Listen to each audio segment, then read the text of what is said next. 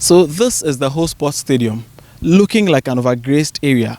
This facility was built in 1957 according to records, and since then it is yet to see any facelift, any major facelift. Unfortunately, a game between the Black Starlets and Home Stars went awry yesterday. Within 15 minutes of the game, it rained heavily and the pitch got flooded, causing the game to come to an abrupt end. The game was replayed earlier this morning at around 11 a.m., but that was not the expectation of sport-loving fans who thronged the place yesterday to witness the game. They couldn't help but throw tantrums.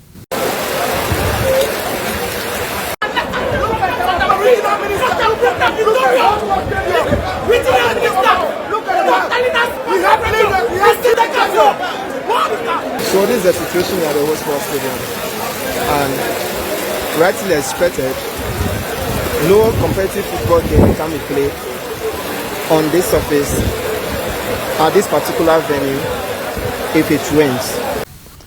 Unfortunately, NSA staff, or the National Sports Authority staff who work from within the whole sports stadium, were unavailable for comment on this matter since morning. But we met some stakeholders within the space who told us their frustrations.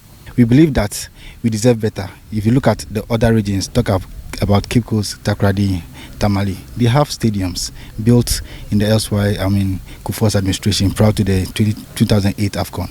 We believe that as a region, we are producing a lot of talent. When it comes to football, we also have players that are also serving the national teams. And therefore, we believe that as media, as football-loving fans, stakeholders, we need a stadium. So yesterday, we saw what happened at the whole sports stadium. Indeed, the place was flooded, and you saw the videos on social media. It tells you how embarrassing it was that we have a national under-17 team coming down here to prepare for the Waffle Zone B tournament, of course, the African Youth Championship, only to meet such embarrassing moments with our own Division 2 side. It's very embarrassing, and we saw how the fans were very angry. And one concerning thing was the fact that they believe that the leaders, the politicians, the opinion leaders have neglected their own. This, however, is not the only sports stadium in Ho. There is another which is named the Youth Resource Center being constructed close to Adakluchiepe, and that project was started in 2017 with a promise by the government to ensure its completion in 9 months. 9 months. 5 years on, the facility is still yet to be completed. The FA chairman, or the Football Association chairman for the Volta region, has been expressing the frustration of sports-loving fans in the Volta region. All the efforts our predecessors have done, we haven't taken over from 2019. In fact, let me take you back a little bit. Somewhere 2014, this field was completely closed down. And for almost 2 years, it was closed down. Football activities were not going on. And we were really, really struggling. That also affected development of talent in the whole community and the region as whole. So it had to take 2-3 people to bring it back to the state it has been till today. But last year, we tried to fix few things again. And then this Volta Fair came. And then you can see clearly that the field have been affected. We're expecting that our authorities, as they promise, will come and fix it. But at the point we realized that it wasn't forthcoming, so we had to meet the director of ERCC, the Executive Council of the Volta Regional Football Association, had to meet the director of ERCC. And then he gave us his words, to be honest. But I think that we haven't seen the fulfillment of the words before the unacceptable situation of yesterday. So we made effort. We also know that they are constructing a new field close to Adakluchiepe, a youth resource center, which is supposed to also help serve as a stadium. It was started in 2017. There was a promise to finish it in 9 months. 2017 to 2022. That's about 5 years now. What response have you been given? Have you followed up, and what response have you been given? Thank you once again. Before the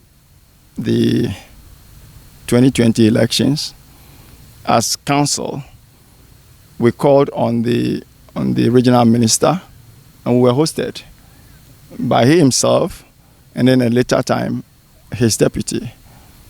We mentioned about that new facility they were building, and then he gave us his words that there have been some challenges, and then it was resolved, and that they were going to complete it in no time.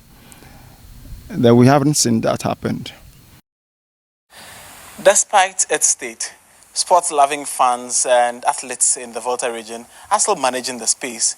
Once a while, you see hockey being played here, you see basketball ongoing, and sometimes football activities. But today, we've met a coach training a young athlete, and we'll find out from him how the nature of the place has been affecting his job as a coach.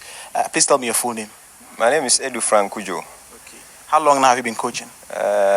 Actually, we started this business just about 2 years now. We see that there is no track, and even the area for track is a little muddy when it rains. How is that affecting your training activities? That is the most difficult aspect of this place. This thing has been there for a number of years now. We have been also preaching to the leaders to come, to our assistant to come and help us maintain the park, and they are also trying their best. But the most important thing is that they have to hurry up and come and assist us to maintain the park. Actually, it's very, very difficult in training, using them. Normally, we have to use the middle of the park to do most of the training. So even this afternoon, I'm forced, because we have a competition ahead, so I'm forced to send her outside the field. So what if there were a good track, a good field? Would you have gotten more people interested in athletics? Yes. A lot of people were eager to come by because of the nature of the park. Most of parents don't want to allow their kids to come, otherwise they will be hurt. So that is one of the most important things. It's not attractive at all. So that is the toughest aspect of it. So what's your request? I mean, I know you're part of the athletics body in the region, and we also know that there is a youth resource center being built, which should have tracks, at least alternative tracks for you to use in trainings. What's the message that you've been giving on that facility? So far, the message given to us that they are on it. They are preparing, they are making provision towards it. So we are also waiting, praying to God that God should draw their attention so that they will come closer and do it fast for us. Okay, thank you very much. You're welcome, my brother. So until such a time when the government truly comes to conclude work either on the Chirpe Youth Resource Center or rehabilitate the whole sports stadium, sports-loving fans in the Volta region might have to endure the current one we have in their trainings and competitions. For Citi News, I'm Benjamin Aklama.